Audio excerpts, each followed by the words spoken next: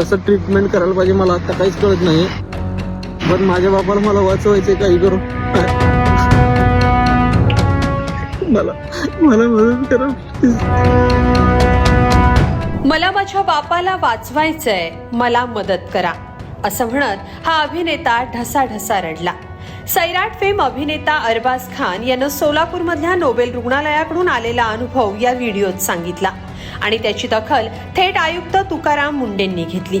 रुग्णालयाच्या मनमर्जीवर आसूड ओढत तुकाराम मुंडेंनी थेट चौकशीचे आदेश दिले आणि नोबेल हॉस्पिटलचे धावे दणाणले. नेमकं हे प्रकरण काय आहे? अभिनेत्याला वडिलांना वाचवण्यासाठी मदत का मागावी लागली? रुग्णालयाची मुजरी मोडून काढत तुकाराम मुंडेंनी काय दणका दिला? सगळं सविस्तर पाहूया या व्हिडिओतून. सैराट फेम सल्या अर्थात अभिनेता अरबाज खान याचे वडील सोलापूरमध्ये नोबेल हॉस्पिटलमध्ये उपचार घेत आहेत. पण यावेळी रुग्णालयातून औषध खरेदी करण्याची सक्ती केल्याचा आरोप त्यानं हॉस्पिटलवर केलाय. बाहेरून स्वस्त दरात गोळ्या मिळत असताना रुग्णालयाकडून त्यांच्या दुकानातूनच औषध घेण्याची सक्ती केल्याचं अरबाजचं म्हणणं आहे. ही सगळी घटना सांगणारा एक व्हिडिओ त्याने इंस्टाग्रामवर शेअर केला. या व्हिडिओत वडिलांना ब्रेन हॅमरेज झाल्याचं सांगत अरबाज ढसाढसा रडला. याची दखल घेत आयुक्त तुकाराम मुंडेंनी कारवाईचा बडगा उगारलाय. आधी पाहूया अरबाजनं रुग्णालयावर काय आरोप केलेत. नमस्कार, मी अरबाज शेख. मी आता सोलापूरमध्ये नोबेल हॉस्पिटल समोर उभा आहे. पप्पांना 8 दिवस झाला हॅमरेज झालाय म्हणून ब्रेन हॅमरेज झालाय म्हणून आम्ही त्यांना सोलापूरला ॲडमिट केलंय. तर त्यांचा हार्टचा थोडा प्रॉब्लेम झाला म्हणून आम्ही त्यांना नोबेलला शिफ्ट केलं होतं. आणि नोबेलचा अनुभव मला इतका घाण आला की जेव्हा आम्ही पेशंटला ॲडमिट केलं तिथे तर 10,000 आधी डिपॉझिट भरायला सांगितलं. आम्ही ते भरले आणि जेव्हा त्यांनी मला काही गोळ्यांच्या चिठ्ठ्या दिल्या की ह्या गोळ्या आपल्याला लागतील आणि मग मी त्यांना विचारलं की मी हे बाहेरून आणू शकतो. तर त्यांनी सांगितलं की नाही, आमच्या मेडिकलमधूनच तुम्हाला त्या गोळ्या घ्याव्या लागतील. काही इंजेक्शन असतील ते तुम्हाला इथूनच घ्यावं लागतील. तर जेव्हा मी इथून त्या गोळ्या घेतल्या तर ते जवळजवळ सगळ्या गोळ्या 40,000च्या पेक्षा जास्त होत्या. त्यांनी मला ते म्हणजे 3 टाईम मला त्यांनी त्या गोळ्या आणायला सांगितल्या. तर 40,000 रुपये जेव्हा मी हे सगळं बघितलं, त्यांच्याच मेडिकलमधून घ्यायला पाहिजे हा फोर्स त्यांचा मी बघितला. आणि जेव्हा ह्याच्या आधी पापांना जिथे ॲडमिट केलं होतं तिथे असं काय मला आढळलं नाही. मी त्याच गोळ्या बाहेरून आणायचो तर ते मला जवळजवळ अर्ध्या किमतीत मला मिळत होत्या. जवळजवळ आता 40,000च्या जरी गोळ्या मी बाहेरून जरी घ्यायचा विचार केला असता तरी मला 20,000पर्यंत त्या पडल्या असत्या. पण इथं एवढी लूट होतीये आणि माझ्या बापाला मला मरताना नाही बघायचं आहे. आणि म्हणून मला असं डिसिजन घ्यावं लागलं की त्यांना नोबेलमधून शिफ्ट करावं लागलं.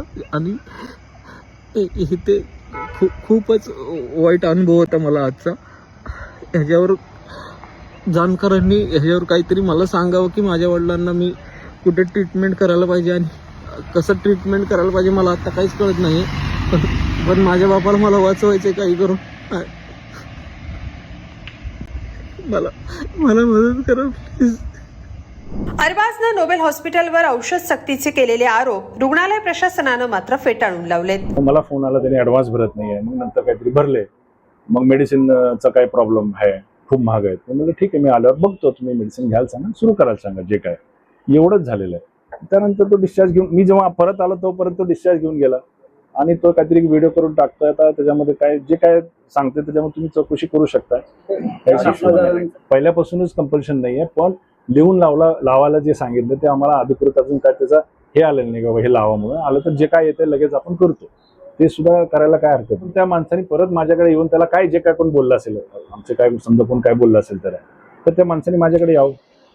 मी सकाळी बोलून गेलो होतो, जे काय झालं असेल मला माहित नाही, पण ते आता त्यांनी डायरेक्ट व्हिडिओ केला, व्हायरल केला. दरम्यान मदतीची याचना करणारा अरबाजच्या व्हिडिओची दखल अन्न व औषध प्रशासनाचे आयुक्त तुकाराम मुंडेंनी घेतली.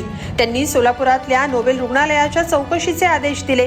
या आदेशानंतर अन्न व औषध प्रशासनाची एक टीम रुग्णालयात दाखल झाली. त्यांनी इथं तपासणी आणि चौकशी सुरू केली. त्यावेळी पथकाला इथं मुदत संपलेली औषधं आढळली. नातेवाईकांना चिठ्ठी न देता थेट मेडिकलमध्ये औषधांची यादी डिस्प्ले होत असल्याचं दिसून आलं. कोणत्याही ठिकाणाहून औषधं घेऊ शकता असा फलक प्रदर्शित करण्यात आलेला नाही. आयुक्तांच्या परिपत्रकाचं उल्लंघन करण्यात आल्याचं अधिकाऱ्यांनी म्हटलं.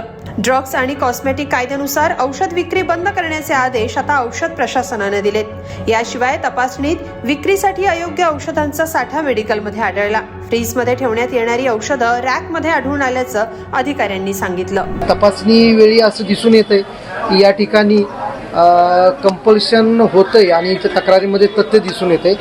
या मेडिकलमध्ये कोणत्याही प्रकारचा कंपल्शन नसल्याबाबतचा बोर्ड लावलेला नाही आहे आणि तपासणीमध्ये असं दिसून येते की हॉस्पिटलच्या पहिल्या मजल्यावरून जे डॉक्टरांचे प्रिस्क्रिप्शन आहेत ते या मेडिकलच्या PC वरती डिस्प्ले होत आहेत, कम्प्युटरवरती डिस्प्ले होत आहेत आणि त्याच्यानुसार रुग्ण किंवा त्यांच्या नातेवाईकांना डायरेक्ट या ठिकाणी पैसे भरून औषधं घेण्यासंदर्भात पाठवत आहेत। कोणत्याही प्रकारे प्रिस्क्रिप्शन हे रुग्णांच्या नातेवाईकांकडे दिले जात नाही आहेत। मान्य आयुक्तांचं जे परिपत्रक होतं त्याचं हे सर्रास उल्लंघन दिसून येते। हे सर्व मुद्दे आपण नमूद केलेले आहेत। त्या व्यतिरिक्त आपण या मेडिकलची मी आपल्या ड्रग अँड कॉस्मेटिक ॲक्ट औषधी व सौंदर्य प्रसाधने कायद्यातील नियमाप्रमाणे मी सखोल तपासणी केली। या तपासणीमध्ये या बऱ्याच नियमांचं गंभीर उल्लंघन दिसून येते। त्यामुळं आज रोजी प्रथमदर्शनी मी या दुकानास तात्काळ औषध विक्री बंद करण्याचे आदेश जारी करतो। एकीकडे अरबाजनं हॉस्पिटलवर केलेले आरोप हॉस्पिटलनं फेटाळून लावलेत, तर दुसरीकडे अन्न व औषध प्रशासनानं प्रथमदर्शनी औषध विक्री बंद करण्याचे आदेश दिलेत। यात पुढे काय कारवाई होते ते पाहावं लागेल। पण डोंबिवलीचं मारहाणीचं प्रकरण ताजं असताना सोलापूरमध्ये रुग्णालयावर तुकाराम मुंडेंनी केलेली कारवाई चर्चेत आली आहे। या निमित्तानं अरबाजच्या आरोपात तथ्य आढळलं तर रुग्णालयांची मनमानी हा देखील कळीचा मुद्दा ठरणार आहे। त्यावरही कठोर कारवाईची अपेक्षा व्यक्त होतीये।